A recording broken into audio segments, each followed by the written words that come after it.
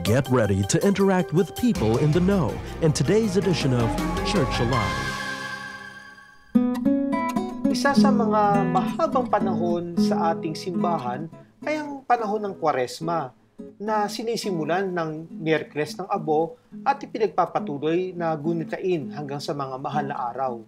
Sa loob ng 40 araw, layunin nito ang maihanda tayo sa buhay ng pagtataya ng sarili tulad ng ginawa ni Jesus sa pamamagitan ng taimtim na panalangin at pagbabalik loob sa ating Diyos, yung pagkalinga at pagtulong sa mga nangangailangan at pag-aayuno at pagtalikod sa mga sariling naisin.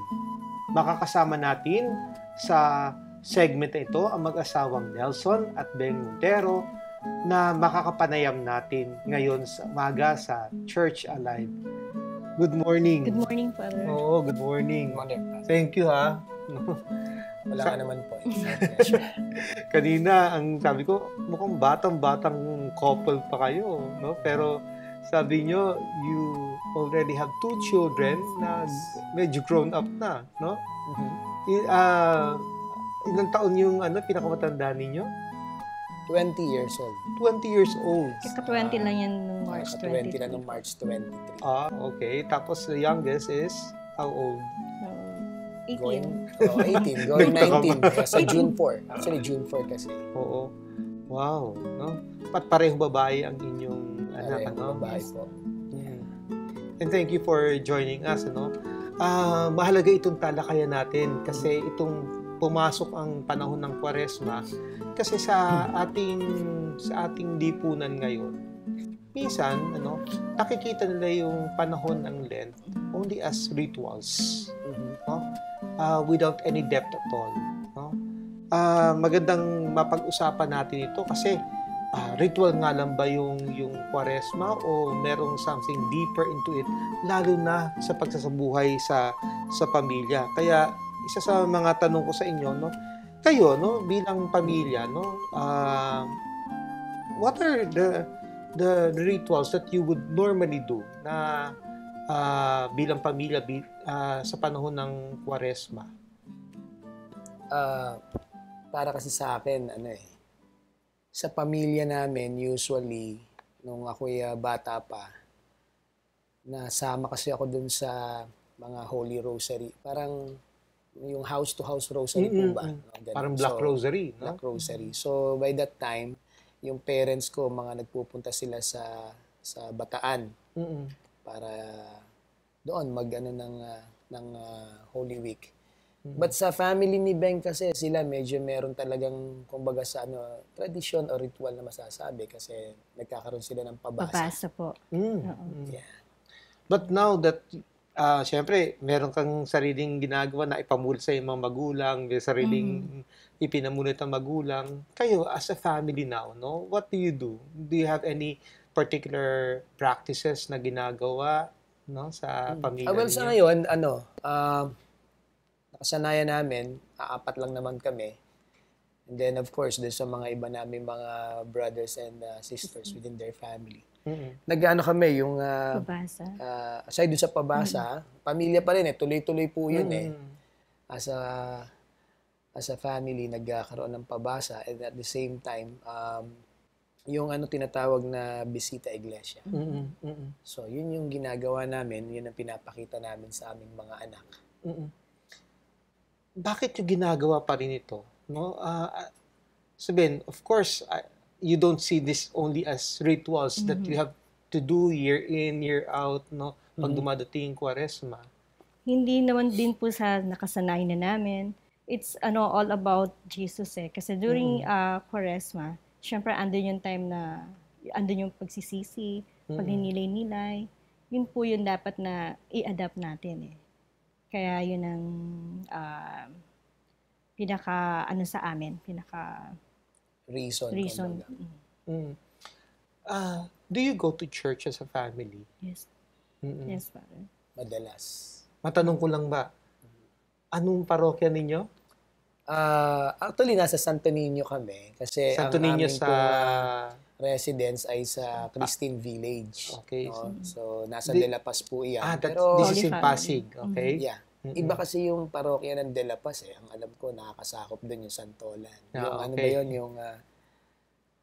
Santo Tomas de Santo Tomas, yes. No? Pero yung sa amin, doon sa village namin, doon sa Santo Niño. Pero ang ano rin po kasi dito, we're serving sa Santa Lucia and Immaculate Conception Parish because yung amin pong Couples for Christ, kung saan doon kami nagsaserve, ay doon po nakabase yung aming kumbaga parish base namin.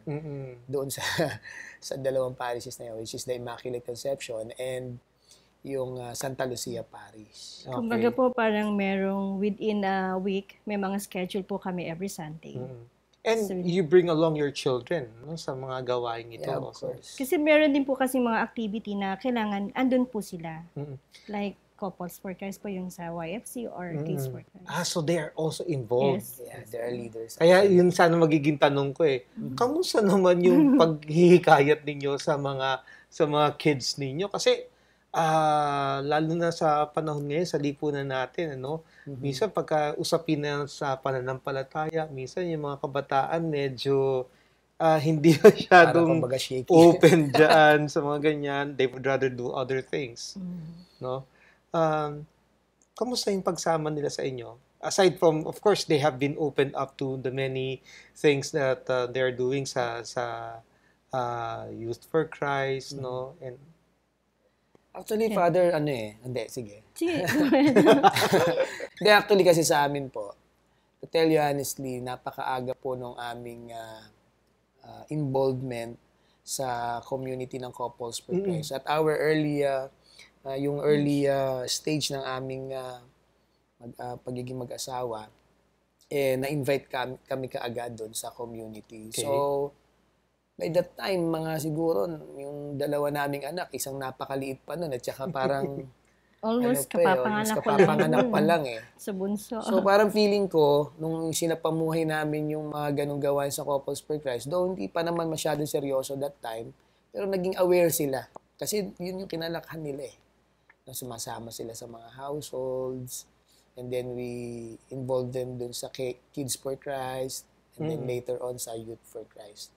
So sometimes mga nagtatanong sila, kasi minsan naiwanan namin sila dati sa mga kasama namin sa bahay, pero definitely, sinasabi naman namin, dito kami nagpupunta, ito yung ginagawa natin para makapag-serve.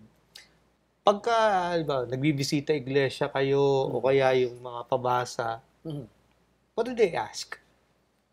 Or they go along with you na pagka pinapractice niyo itong mga bagay dito sa panahon ng Kwaresma? Ako tingin ko sa mga anak ko kasi like sa family pag nagkakaroon ng pabasa, doon sila nagkakaroon ng reunion ng mga magpipinsan.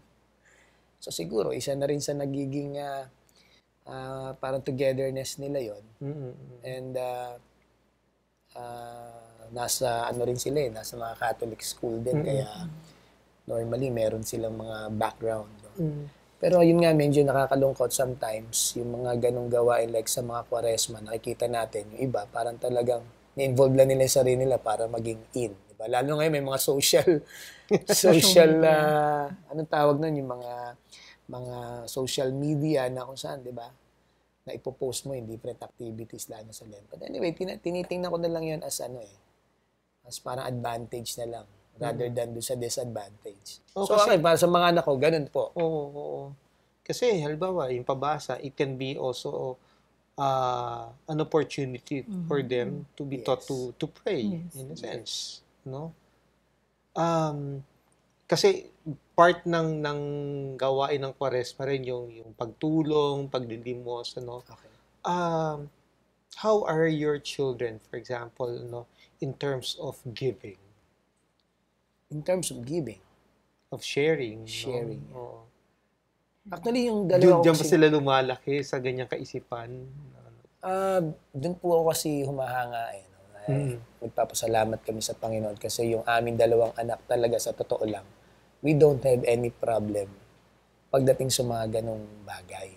Actually, meron din sila nga, on their own way, meron silang mga ginagawa sa mga schools. Like yung isa kong bunso, one time nasamahan ko siya for an outreach Outreach. For an outreach, sa St. Paul, yung mga matatandang madre.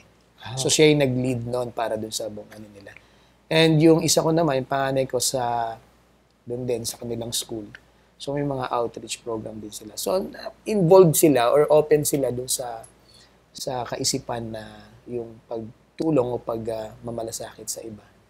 Even po sa community, meron kayong mga outreach program. Okay. Which is kasama din po yung mga Kasama rin anak sila. namin. So, nagbibigay po sila ng mga food, nag-aano rin po sila ng mga games, parang nag-handle po sila ng mga So, parang ano na din sa kanila, aware na din sila sa mga ganong situation. So, sumalabas to, parang hindi lang seasonal. Yes. No? Hindi seasonal Kasi minsan iba kung kailan lang panahon ng Kwaresma, Yes. doon lang maglilimos, doon lang magbabahagi sa iba, no? So, it becomes a lifestyle also. Lifestyle. Sometimes nagpe-prepare sila ng sarili nilang parang part nila, yung mga lumang damit. Yan. So, parang pag gusto nila i-dispose o ano na lang namin, sama namin. So, yun yung sa mga anak namin. Kasi inyong dalawa naman. No? Sa amin, wala. Pero, syempre, magkaiba kayo ng pinanggalingan din na family background, no? How is Lent for the two of you na simula nung kayo maikasal? Syempre, parang minsan kasi you could not just insist on what we have been practicing. But in a sense, you also grew up with your own traditions sa family yung binuo ninyo. Ako sa akin, siguro, yung Lent, it is a sacrifice. No, kasi, even before, so namulat nga ako sa mga parents ko kung paano sila yung their own way of sacrificing pagdating sa Lent. Hanggang ngayon, nadadala ko hanggang ngayon. Pero mas namulat ako, syempre sa kaisipan, dun sa amin, sa Catholic, Catholic faith and dun sa tulong ng community. Ako talaga, sa amin, nakasanayan namin yung dati na experience ko pa pagdating ng Monday, sobrang parang anlungkot na Hindi naman lungkot, no? Pero parang sobrang solemn na nung There's a certain kind of silence, kumbaga, no? Iba, lahat, yung radyo, yung Pero habang tumatakbo ang panahon, pansin natin, parang Thursday na lang, may mga experiences din ako na nakapag-serve ako sa church during the Lent, yung tinatawag na, yung Apostoles ba yun? Apostoles. So, we make it a point. Yun yung namin. We make it a point na kapag ganon, Thursday, Friday, talagang magkakasama lang kami as a house. Hindi kami umaalis. Ganon.